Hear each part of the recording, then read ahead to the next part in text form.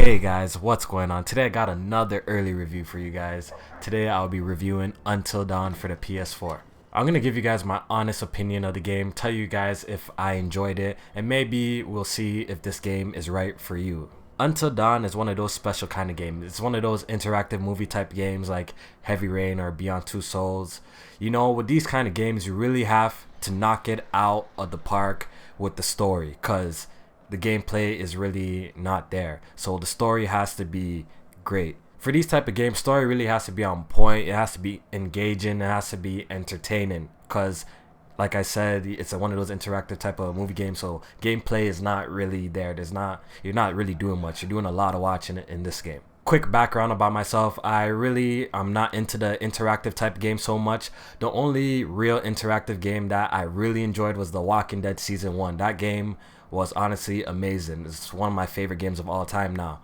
That's like only interactive game that I really enjoyed. I played Heavy Rain, but I didn't finish it. I got halfway through it and I'm like, man, I can't take this anymore. It's not my kind of game, but I'm open-minded, so I just definitely decided to give Until Dawn a chance. So I'm gonna tell you guys the pros and cons with Until Dawn. So I'm gonna start off by telling you guys what I liked about the game. And I'm going to start off by talking about the graphics.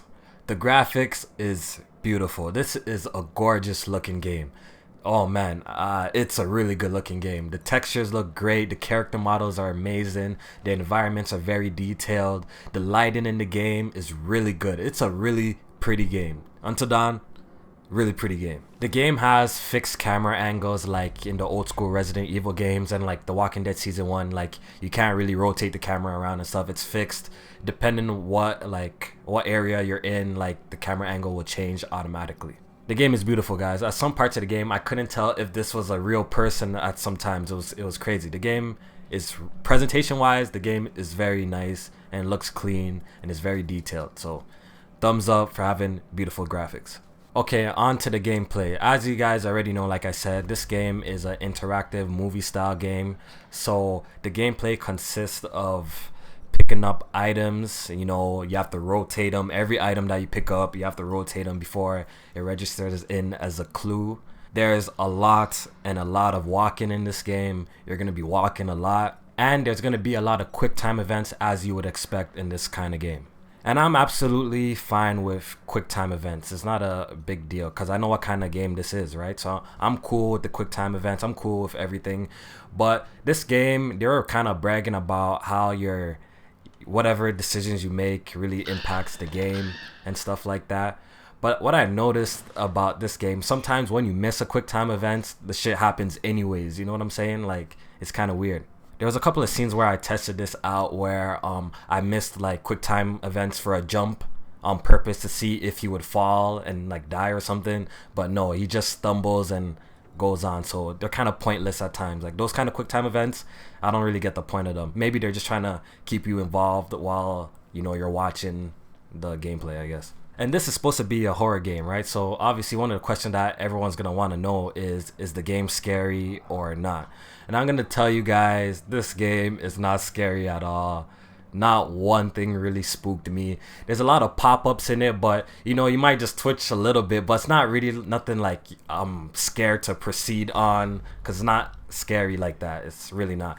Most of the jump scares, you see it coming a mile away. Like, come on. If you're going to look through a telescope, you already know something's going to pop up in the front. It's really like obvious where the jump scares are placed. It's really obvious.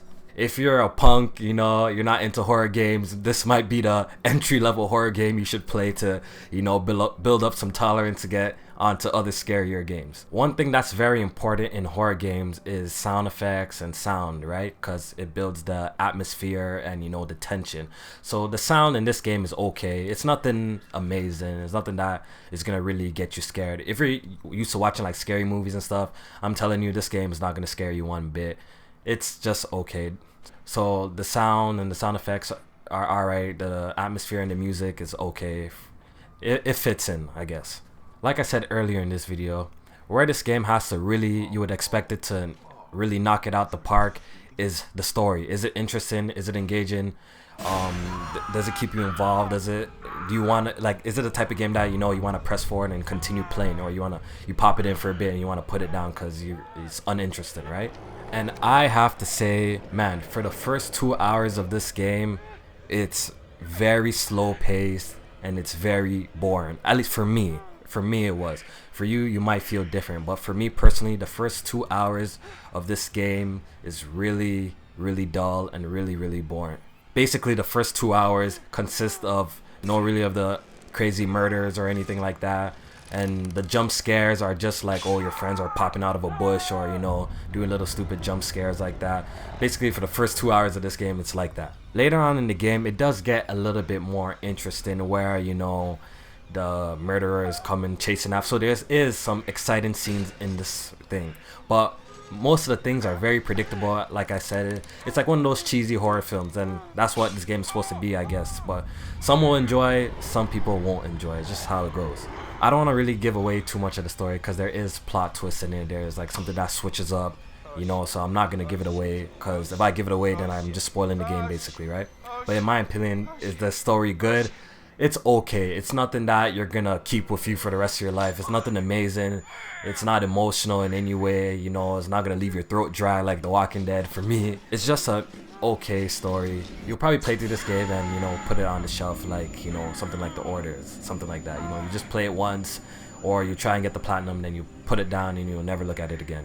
The game is enjoyable though. It's okay. It's not a bad game at all, but I wouldn't say it's a great game. It's just okay. When it comes to the dialogue between the characters amongst each other, it's really cheesy. Some of the stuff they say is really corny and it's pretty whack in general. But I find some of it humorous because how bad it is. It's actually kind of funny just how bad it is. Like, people really say stuff like this. So yeah, that's what basically Until Dawn is. It's a really good looking game. Like, graphic wise, it's really good looking. Cheesy story, poor dialogue.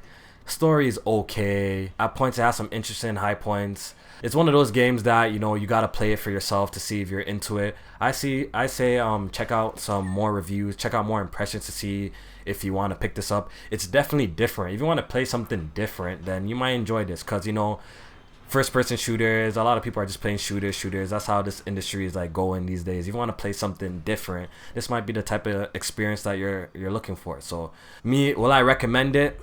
I paid $80 for this game. I wouldn't really recommend it for $80 after I finished it.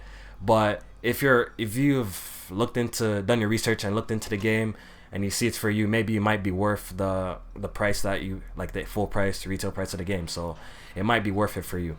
You might also want to rent this game or wait for a price drop if you want to own it in your collection, because there's a lot of big games coming out this fall. Metal Gear Solid, Gears of War is coming out Tuesday. There's a lot of big games coming out, and maybe this is not one of those games that you need to rush out and play, so maybe you can put this on the back burner and pick it up when it's at a discount. Anyways guys, I hope this video has helped you guys a little bit, informed you guys a little bit more about the game. If you want to purchase it day one or wait for a price drop or rent it. I just hope this video has helped. If you liked the video, please hit the like button. If you're new to my channel, I hope you enjoyed the video. Subscribe if you want more game reviews and more content coming from me. Anyways guys, I hope you enjoyed the video once again. I'll see you guys soon.